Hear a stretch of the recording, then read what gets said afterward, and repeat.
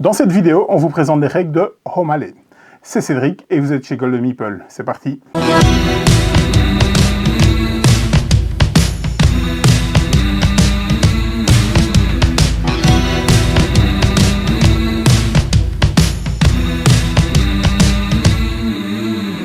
Hello!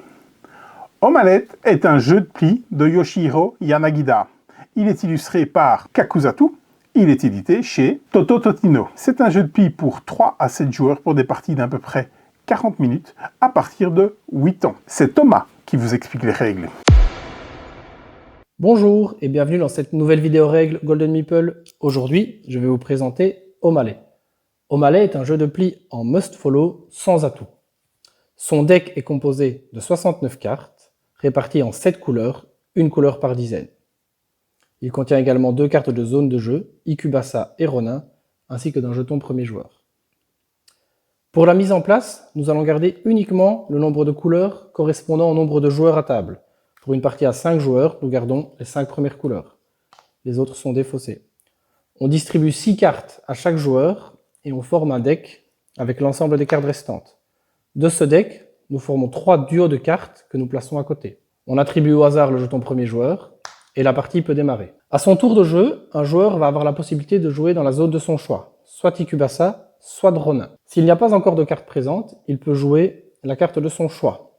Si une carte avec une couleur a déjà été jouée dans une zone, il doit suivre à cette couleur pour la zone. Les joueurs vont décider d'aller jouer dans Ikubasa s'ils souhaitent récupérer des cartes de scoring.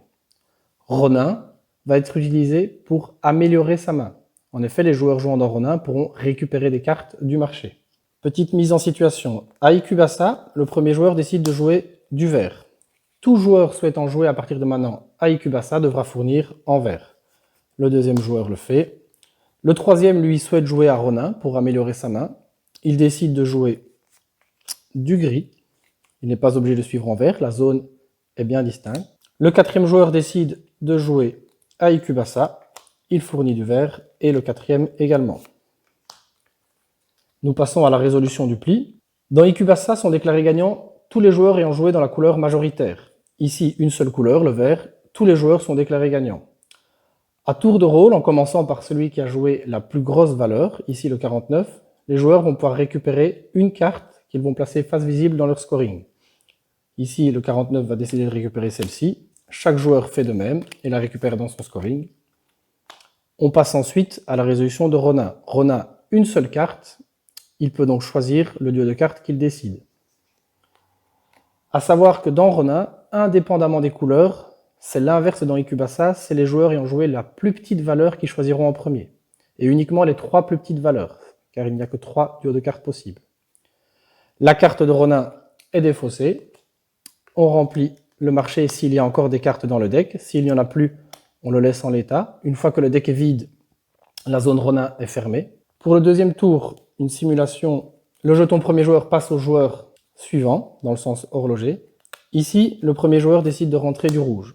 Le deuxième joueur n'ayant plus de rouge, il décide de jouer du jaune. À partir de ce moment-là, le troisième joueur va avoir la possibilité de jouer soit du rouge, soit du jaune. Ici, il décide de suivre en jaune, le quatrième joueur, à Ronin, et le dernier de fournir également du jaune. Au moment de la résolution, sont déclarés gagnants uniquement les 3 joueurs ayant joué en jaune. Ils vont donc pouvoir, en commençant par la plus grosse valeur, le 39, récupérer une carte. Ils décident de récupérer celle-ci. Le joueur qui ayant joué le 38 récupère une autre. Et le troisième joueur, une dernière. Il reste donc une carte qui n'a pas été reprise, vu qu'un joueur était déclaré perdant. Cette carte est défaussée. On passe à la résolution de Ronin. Il n'y a qu'une seule carte. Il peut choisir le duo de cartes de son choix. Sa carte est défaussée. Et on continue. On remplit le marché. On continue ainsi jusqu'à ce que 2 joueurs n'aient plus de cartes en main. À ce moment-là, la partie s'arrête et on procède au scoring. Avant de passer au scoring, il reste une chose à vous expliquer. Il y a sur certaines cartes des petits symboles. Il y en a 4 différents. Ces symboles sont appelés symboles de saison. Voici les 4 exemples. Le premier est de piocher, le deuxième défausser, le troisième c'est le jeton premier joueur et le quatrième c'est 1 point. Ces effets vont s'appliquer quand un joueur va récupérer la carte au moment de la résolution de Ikubasa. Si je récupère une carte avec le symbole de piocher, je vais pouvoir piocher la première carte de Ronin et la rajouter dans mon jeu. Défausser, je vais choisir un joueur au hasard et lui faire défausser une carte. Premier joueur, je vais choisir qui sera le premier joueur. Dans le cas contraire, le jeton bouge dans le sens horloger. Et le quatrième, c'est le symbole 1 point. Ça veut dire que cette carte va vous rapporter 1 point en plus au moment du scoring. Le scoring, justement. Chaque joueur va regarder l'ensemble des cartes qu'il a récupérées et les placer devant lui pour construire un tableau. Au moment du scoring, on regarde uniquement le chiffre des unités des cartes. Et nous essayons de former des suites. Ici, par exemple, chaque unité n'est présente qu'une fois, sauf le 3. On vient donc le placer en dessous. Le reste est mis sur la même ligne. Chaque carte vaut 1 point. Le joueur ici a donc de base 6 points, car il a récupéré 6 cartes. À ça viennent s'ajouter deux choses. La première, chaque série de minimum 3 cartes consécutives va scorer une deuxième fois. Ici, il y a une série de 3 cartes. Ces 3 cartes-là vont donc scorer une deuxième fois. Ils rajoutent 3 points. Mais également, chaque collection de même chiffre va scorer si la collection comporte au moins 2 cartes. Ici, il y a 2, 3. Ils vont donc scorer une deuxième fois. Le joueur score donc au total 6, plus 3, plus 2. On arrive à 11 points. Si, dans sa collection, il avait également récupéré une carte avec 1 point bonus, on ajoute ce bonus à ce moment-là. C'est tout pour le scoring. Chaque joueur compare. On regarde qui a la plus grande valeur et il est déclaré gagnant de la partie de O'Malley. Vous savez tout pour enchaîner les parties. Et moi, je vous dis à bientôt sur Golden Meeple. Merci Thomas. Vous savez à présent jouer à O'Malley.